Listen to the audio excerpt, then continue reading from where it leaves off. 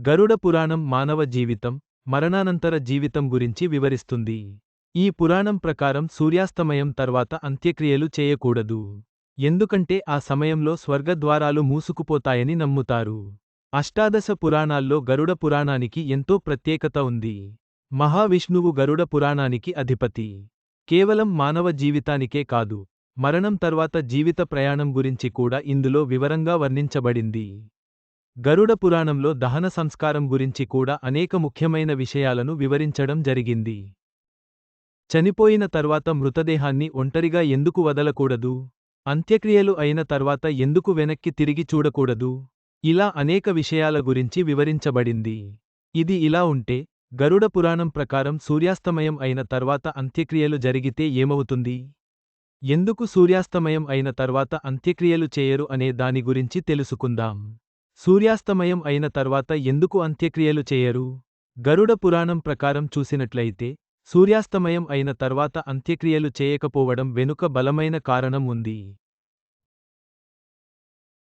గరుడ పురాణం ప్రకారం, సూర్యాస్తమయం తర్వాత దహనం చేస్తే ఆ వ్యక్తి ఆత్మకు శాంతి కలగదట. సూర్యాస్తమయం అయిన తర్వాత స్వర్గద్వారాలు మూసుకుపోతాయని అంటారు. దహన సంస్కారాలను సూర్యాస్తమయం అయిన తర్వాత జరపరు. ఆత్మగమ్యాన్ని చేరుకోలేకపోతుందని దహనం చేయరు. సూర్యాస్తమయం తర్వాత కేవలం నరక ద్వారాలు తెరిచి ఉంటాయట. అందుకని మరణించిన వ్యక్తిని రాత్రిపూట దహనం చేయరు. దహనం చేయడం వలన ఆత్మకి నరక బాధ తప్పదని భావిస్తారు. మరో కారణం కూడా ఉంది.